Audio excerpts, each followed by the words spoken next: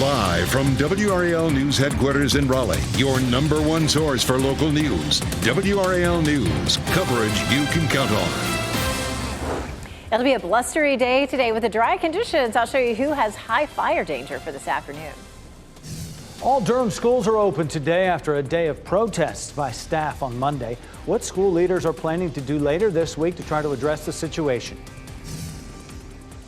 More fencing like this will be added to 5 parks in Durham because of high lead levels. Coming up, what to do if you think your child has been exposed. The severe weather that's pounding California, causing mudslides and widespread flooding.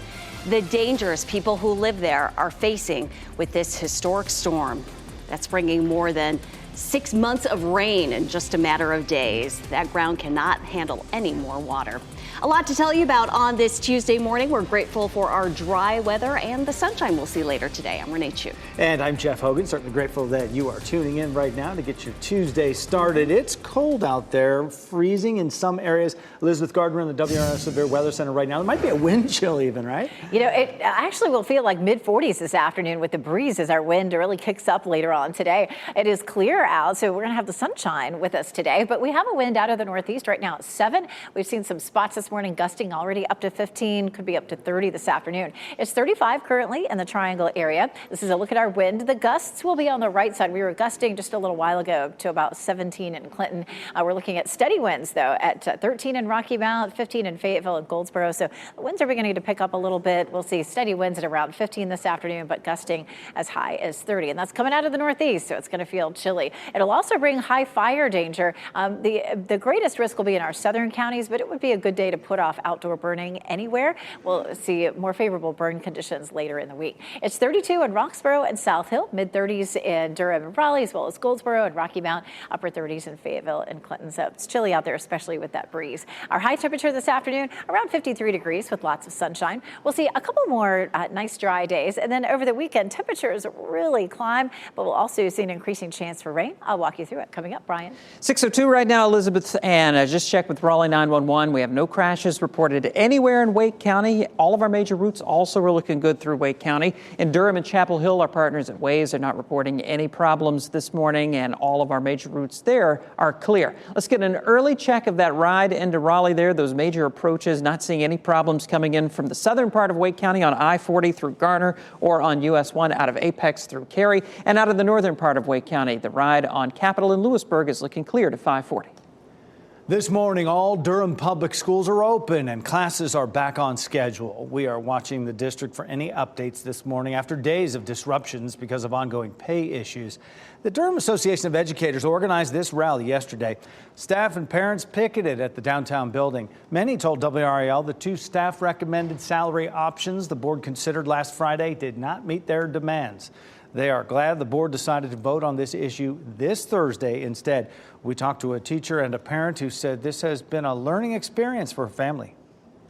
That I understand that having this day off is very hard for all families, all working families, but it's really important for us to be supportive of our school's classified staff. There's just so many people that are being affected. And the school board is also planning to hold a special meeting tomorrow to discuss personnel matters. It's not clear what the specific topic of the meeting will be. Today, Wake school leaders will vote on eliminating enrollment caps at 3 elementary schools. Apex, Highcroft, and Mills Park elementary schools are currently closed to new families because of overcrowding. But the enrollment has dropped for a number of reasons. School leaders are considering opening them back up to all families in the neighborhoods. And the meeting gets started at 5:30 this evening.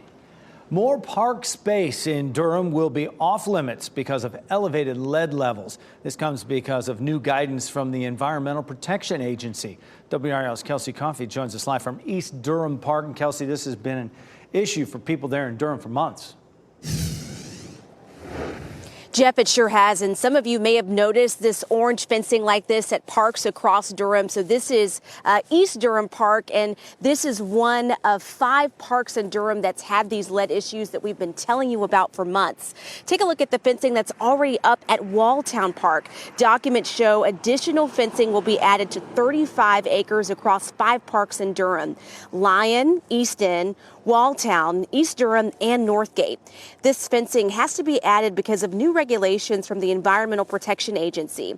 The lead was there before, but the updated guidance requires more fencing.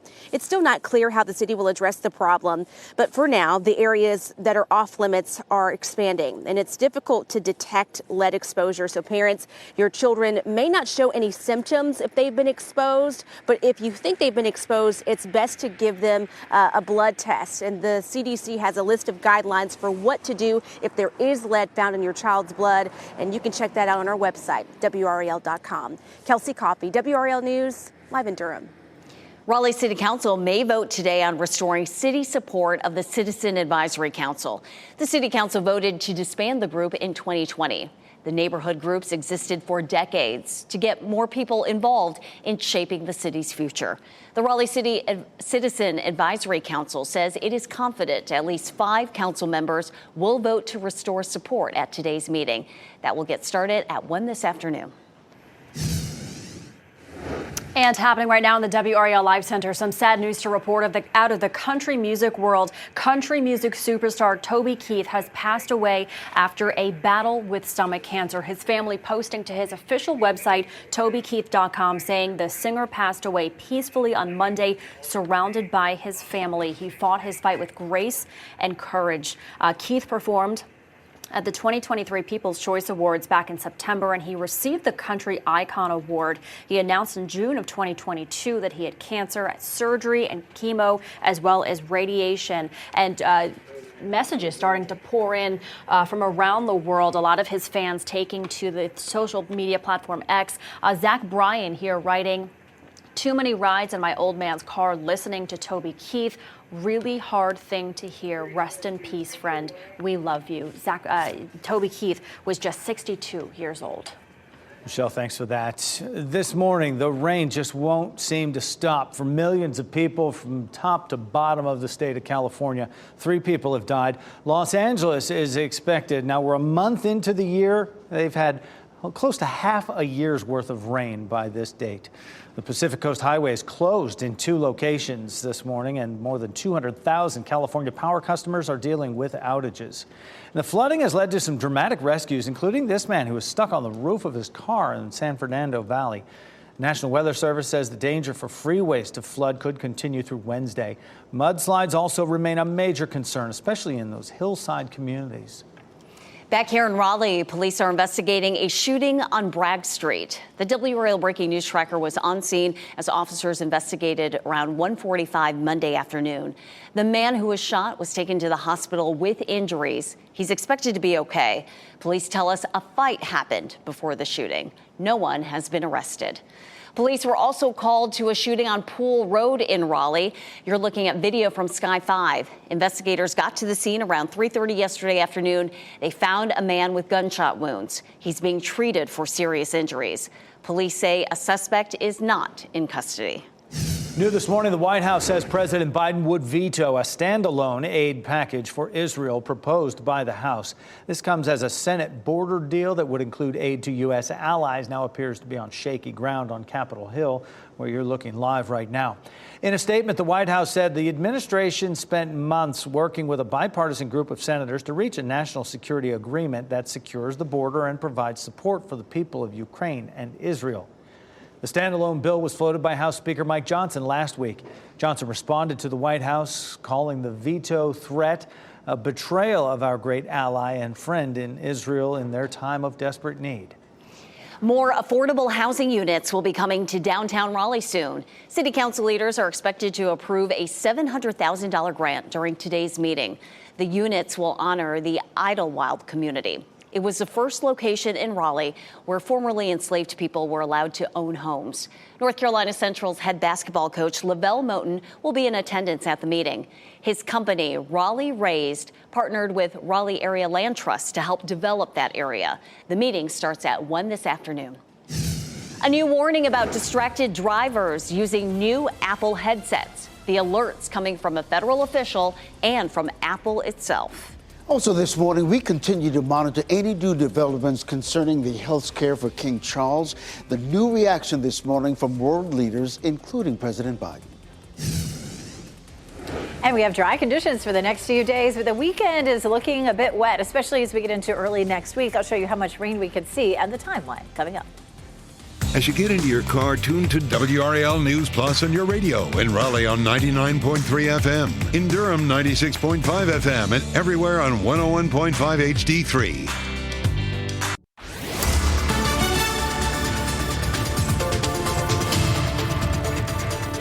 612, we take a live look across our area. Temperatures are mostly in the mid-30s as you're stepping out the door. And the whirligigs there in Wilson are spinning around. We're seeing steady winds out of the northeast at about 10 to 15 miles per hour. And we've had some gusts this morning up to about 15. We're now up to 21.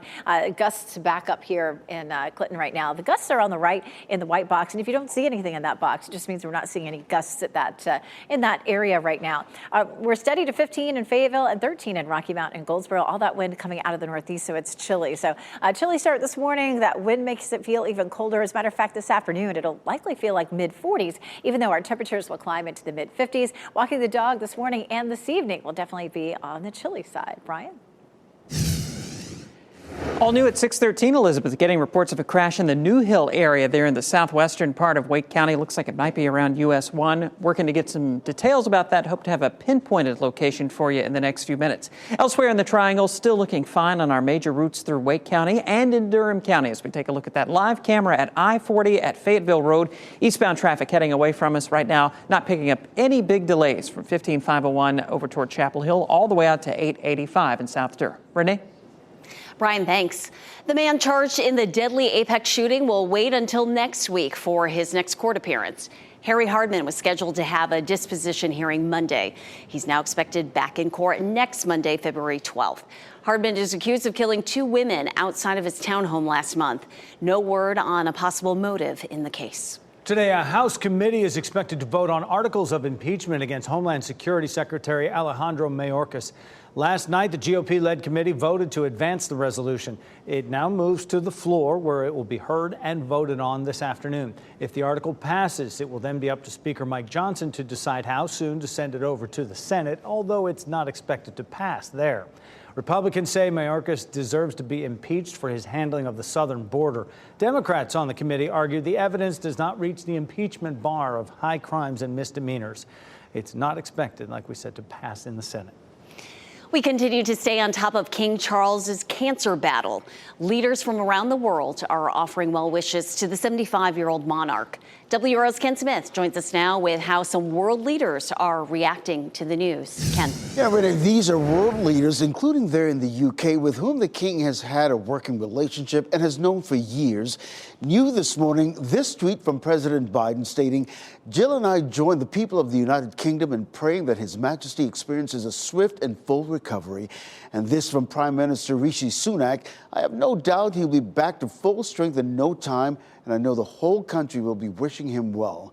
Buckingham Palace still has not revealed the type of cancer King Charles is coping with, but this is a rare glimpse into the king's private life.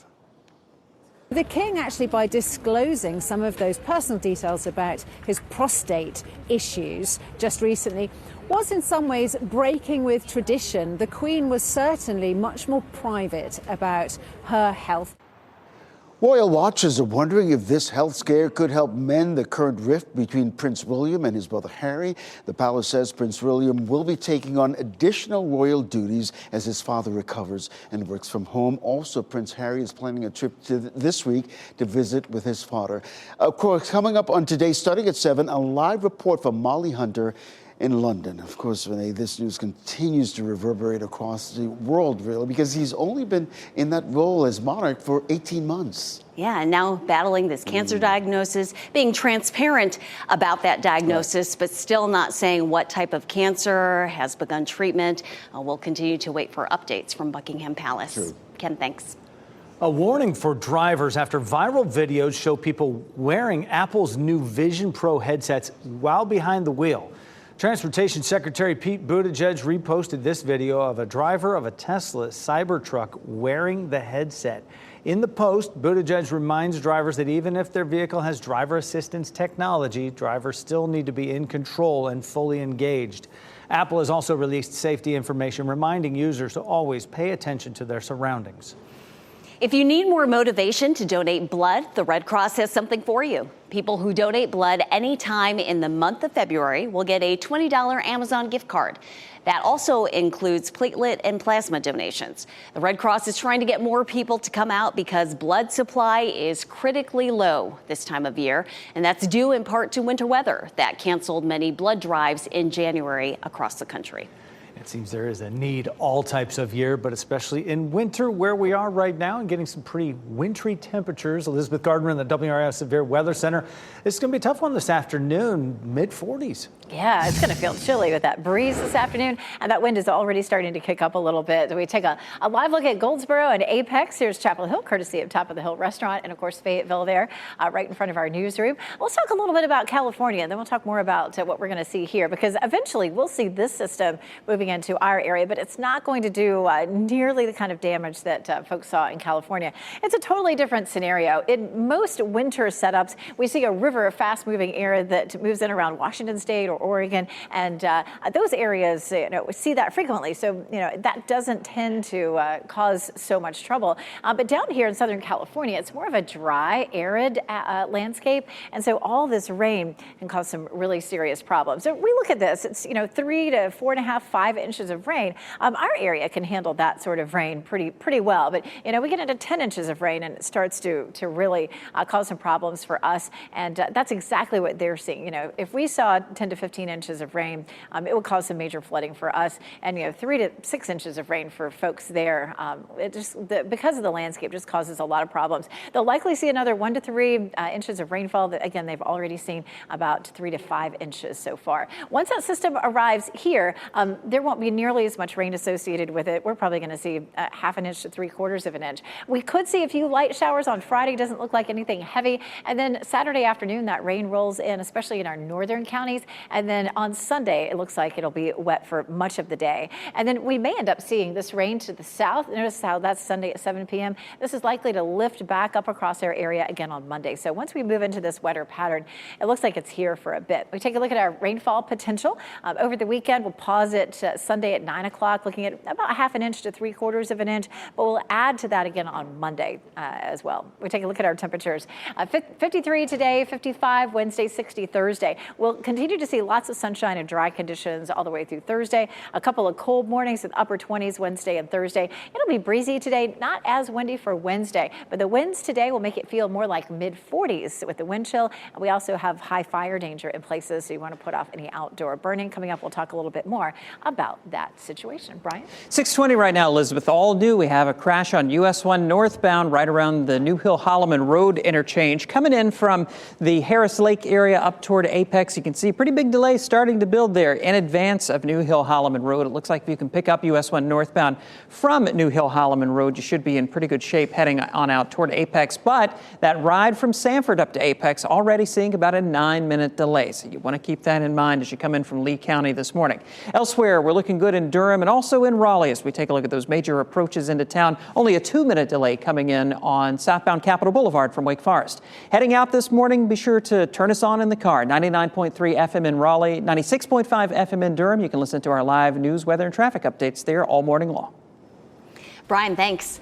Some people in Mebane are worried about the additional traffic the new Buc-ee's Travel Plaza will bring. The work city leaders are doing to make sure the travel hotspot does not become a traffic nightmare. And an 11-year-old reporter is stealing the show ahead of this year's Super Bowl. We'll introduce you to this budding young star coming up in What's Trending. First, here's a look at your winning lottery numbers.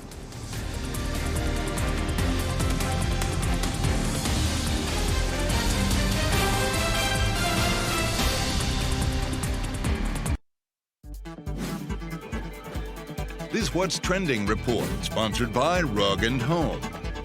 Well, there's already a new star coming out of the Super Bowl in Las Vegas, and he's an 11-year-old reporter. Brian Schrader here now with What's Trending. Jeremiah Fennell worked as a reporter for the NFL Network last night and asked the tough questions. There is going to get more attention during the game than the actual player.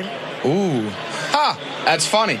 I think the obvious answer is to probably go with Travis. Every season, social media has been buzzing about your touchdown. Hey, he's pretty good. He asked a lot of serious questions as he worked the Super Bowl opening night event. He interviewed Travis Kelce, Patrick Mahomes, and other players during that busy night in Vegas. This is great. The kid's from Las Vegas. He's 11 years old, as you said, Brian, but he started his sports journalism career way back when he was 7.